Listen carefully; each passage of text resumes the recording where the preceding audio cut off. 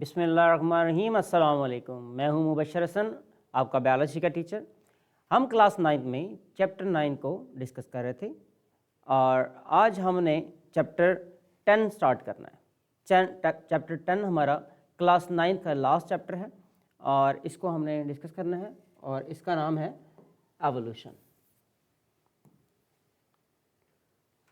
Chapter हमारा यहाँ पे हमने देखना है ये 10 है, चैप्टर नंबर 10। चैप्टर का नाम है एवोल्यूशन। तो एवोल्यूशन एक बड़ा इंटरेस्टिंग टॉपिक है। हमने इसका इंट्रोडक्शन देखना है। इसके एसएल नंबर 1 से पहले कुछ चीज़ें बातें हैं जो हमने डिस्कस करनी है यहाँ पर। नंबर फर्स्ट पे हम देखते हैं एवोल्यूशन होती क्या है। हम ये कहते हैं कि मुख्तलिफ ऑर्गेनिज्म होते हैं, उसमें चेंजेस आती हैं, सीरीज ऑफ चेंजेस आती हैं और वो एक स्पीशीज से दूसरी स्पीशीज में कन्वर्ट हो जाता है। तो यहाँ पर हम मेंशन करते हैं इसकी definition, a series of changes।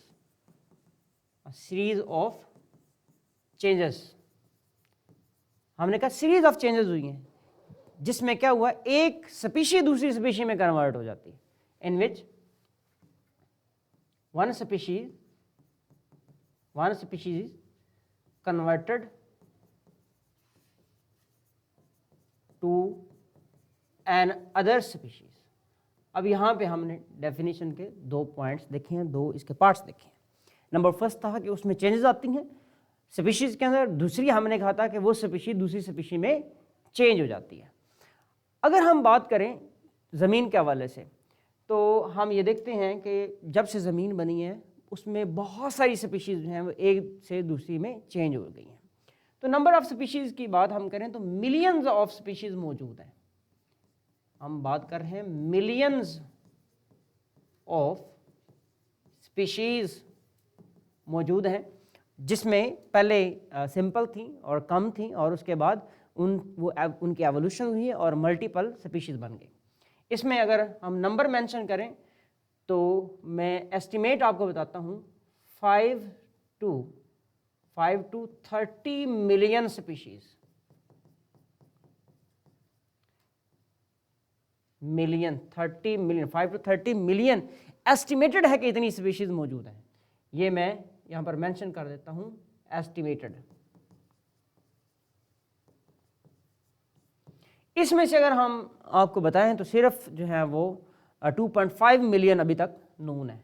Known कितनी है इसमें से मेंशन करता हूँ, 2.5 मिलियन स्पीशीज जो है वो नोन है, यानी कि अभी तक इनकी पहचान हो चुकी है, इनको रिकग्नाइज किया जा सका। बाकी जो है अभी तक भी रिकग्नाइज नहीं हुई। अच्छा, तो इतनी स्पीशीज कैसे बनी है? जिस प्रोसेस से ये बनी है उस प्रोसेस को हम कहते हैं एवोल्यूशन। एक ऑर्गेनिज्म होता है, उसमें चेंजेस आती हैं, तो जाहिर सी बात है वो ऑर्गेनिज्म स्पेसिफिक होता है, एक स्पेसिफिक स्पीशीज का, और उसमें चेंजेस आती हैं और चेंज आने के बाद वो दूसरी में कन्वर्ट हो जाता है।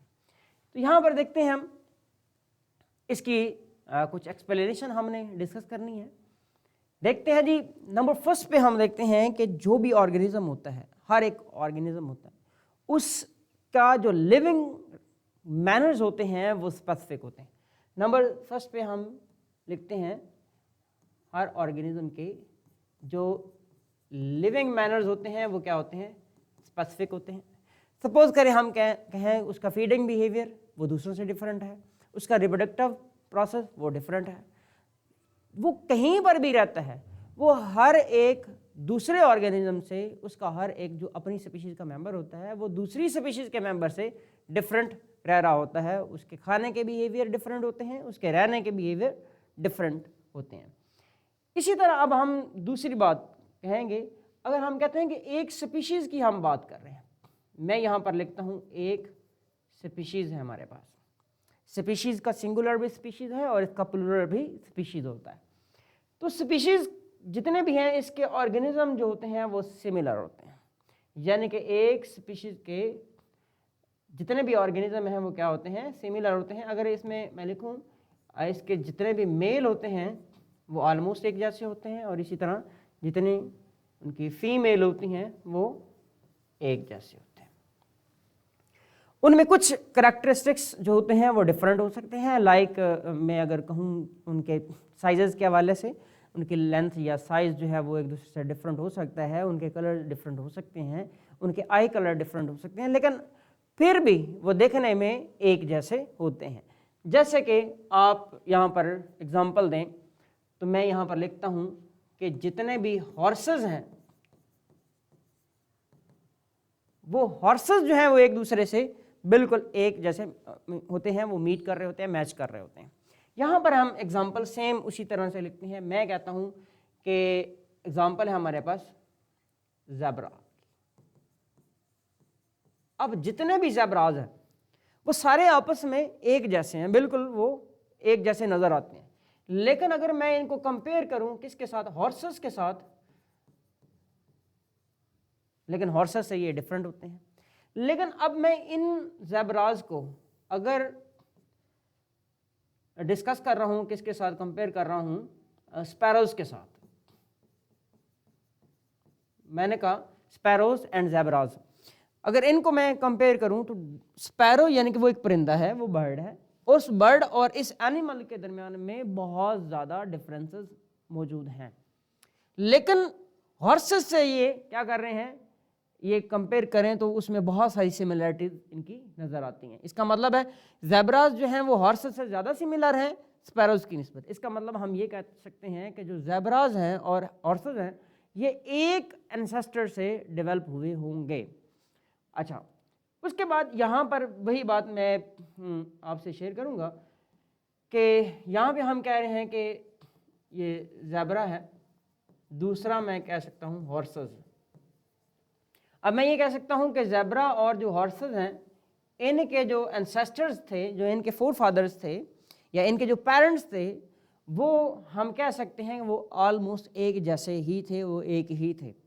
लेकिन अगर मैं बात करूँ तो स्पैरोज के हवाले से इनकी ये किसी और से ट्रांसफॉर्म्ड हुए, और ट्रांसफॉर्म्ड कैसे हुए, यानी कि जो एंसेस्टर होते हैं उन्हीं में चेंजेस आते हैं, उनके आगे ऑफ स्प्रिंग बनते हैं, वो हो सकते हैं डिसिमिलर हों, कुछ सिमिलर हो सकते हैं, कुछ डिसिमिलर हो सकते हैं। तो इस तरह से हम इनकी बात करते होते हैं। अच्छा, ये क्या था, एवोल्यूशन का इंट्रोडक्शन था। ये इंपॉर्टेंट एक शॉर्ट क्वेश्चन था, आपने नोट करना है यहाँ पर। एवोल्यूशन के लिए इसको हमने क्या लिखना है जी, इंपॉर्टेंट एक शॉर्ट क्वेश्चन था जिसके अंदर हमने इसकी डेफिनेशन लिखी है, नंबर ऑफ स्पीशीज का जिक्र किया है और इसको हमने एक्सप्लेन कर लिया। आगे चलते हैं वेरिएशन। अब जाहिर सी बात है जितने भी ऑर्गेनिज्म हैं वो एक जैसे नहीं होते, सब में कुछ ना कुछ डिफरेंसेस होते हैं, उसको हम क्या बोल रहे होते हैं, वेरिएशंस। हम इसको यूं डिफाइन कर सकते हैं, differences in different organisms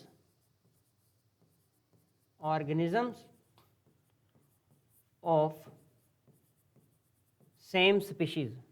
same species को जब हम लिखेंगे, जब हमने अगेन से लिखना होता है, एक दफ़ा लिखा हुआ है स्पीशीज को, तो दूसरी दफ़ा जब हम इसको लिखेंगे तो हम इसको SPP लिख सकते हैं।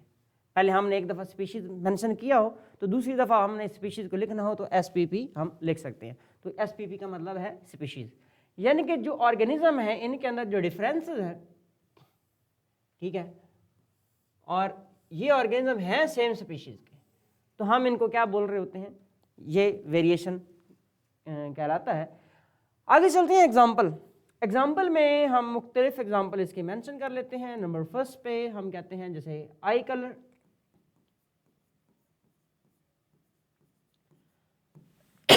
अब हम तमाम ऑर्गेनिज्म को देखें, हम ह्यूमन को देख रहे हैं तो तमाम ह्यूमन जितने भी हैं उनकी आइज़ जो हैं वो एक जैसी नहीं है। फिर हम उनकी हाइट की बात कर लेते हैं, फिर हम स्किन कलर की बात कर लेते हैं,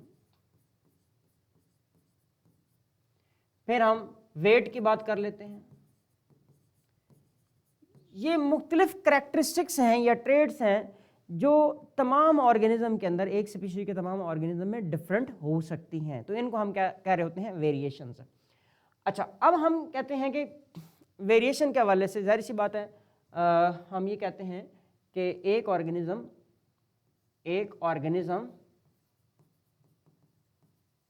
यानी कि वो ऑर्गेनिज्म कौन सा था, वो पेरेंट था, यानी कि हम जिनको एंसेस्टर्स कहते हैं, एंसेस्टर्स से नेक्स्ट ऑर्गेनिज्म जिन्हें हम डिसेंडेंट्स कहते हैं, डिसेंडेंट्स ये डेवलप होते हैं। तो इनसे जाहिर सी बात है जो जितने भी करैक्टर हैं या ट्रेड्स हैं वो एक ऑर्गेनिज्म से दूसरे ऑर्गेनिज्म में ट्रांसफर होते हैं। तो यहाँ पर हमने देखना है जो वेरिएशन है वो दो तरह से हो सकती हैं, एक बेनिफिशियल भी होती हैं और एक हार्मफुल भी हो सकती हैं। हम ये कहते हैं कि नंबर फर्स्ट पे हमने बेनिफिशियल वेरिएशन की बात करनी है। सपोज करें एक ऑर्गेनिज्म है, उसका like you can say I colour और स्किन कलर, ये उस एनवायरनमेंट के लिए उसको सेफ रखता है। तो वो अपनी जो स्किन कलर है ऐसा डेवलप कर लेगा जैसा उसका एनवायरनमेंट है। जैसे कि मैं यहाँ पे पैरट की एग्जांपल लेता हूँ। अब पैरट के जो फैदर्स होते हैं, उसके जो पंख होते हैं, उसका कलर ग्रीन होता है और वो कहाँ रहता है, वो दरख्तों पर रहता है और दरख्त भी क्या होते हैं, वहाँ पर हम कहते हैं वो भी ग्रीन होते हैं। तो उसका एनवायरनमेंट भी ग्रीन है, वो भी खुद भी ग्रीन है, तो वो अपने प्रेडेटर से बच सकता है आसानी से। तो उसमें ये डिफरेंट जो है वो उसकी फैदर्स के कलर के हवाले से आप उसकी बेनिफिशियल वेरिएशन आप देख सकते हैं। दूसरी आ जाती है हार्मफुल वेरिएशन।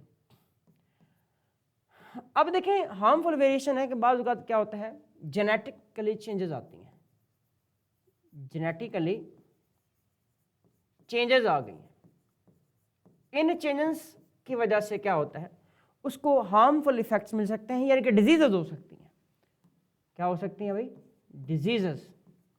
बहुत सारी डिजीजेज हैं, मैं एक डिजीज का नाम लिख देता हूँ, कलर ब्लाइंडनेस।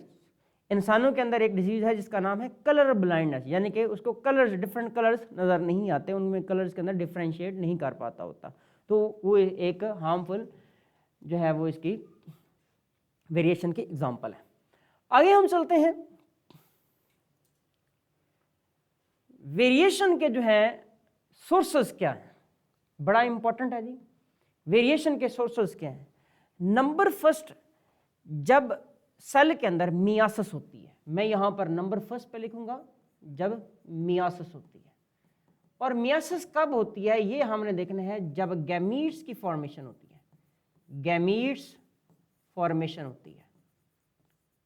जब गैमीट्स की फॉर्मेशन होती है उस वक्त जो क्रोमोसोम्स हैं उनके अंदर सेगमेंट्स एक्सचेंज होते हैं, जिसको हम बोलते हैं क्रॉसिंग ओवर। तो क्रॉसिंग ओवर जो है उससे क्या होता है, क्रॉसिंग ओवर या क्रॉस ओवर मैं लिख देता हूं, क्रॉसिंग ओवर। इसमें सेगमेंट एक्सचेंज होते हैं क्रोमोसोम के दरमियान में, जिसकी वजह से जेनेटिक वेरिएशन आती है। जेनेटिक वेरिएशन पेरेंट्स में वो कैरेक्टर डिफरेंट था और ऑफस्प्रिंग में वो कैरेक्टर डिफरेंट हो जाता है। नंबर सेकंड, मैं यहां पर मेंशन करूंगा गैमीट फॉर्मेशन के दरमियान में एक मैं पॉइंट मेंशन करूंगा जिसको हम कहेंगे independent assortment. Independent assortment, independent assortment of chromosome होती है। और ये भी कब होती है, जब गैमीट की फॉर्मेशन होती है। गैमीट की फॉर्मेशन को अब मैं लिखूंगा गैमीटोजेनेसिस, ताकि हमें एक टर्म यहाँ पे याद हो। गैमीट फॉर्मेशन को हम क्या बोल रहे होते हैं, गैमीटोजेनेसिस। जब गैमीटोजेनेसिस होती है उस वक्त क्रोमोसोम की क्या होती है, इंडिपेंडेंट असॉर्टमेंट होती है, यानी डिपेंड नहीं कर रहा होता। यानी कि अगर सपोज करें ह्यूमन के गैमीट बनने हैं तो 23 क्रोमोसोम एक गैमीट में जाएंगे, 23 दूसरे में जाएंगे। तो कौन से 23 जाएंगे ये डिपेंड नहीं कर रहा होता, यानी कि एक क्रोमोसोम दूसरे पे डिपेंड नहीं कर रहा होता। तो इस तरह से भी जेनेटिक वेरिएशन बनती हैं। तो इसका मतलब है सारे जो स्पर्म्स होते हैं वो एक जैसे नहीं होते। नंबर सेकंड, यहां पर मैं लिखता हूं म्यूटेशन का प्रोसेस। म्यूटेशन,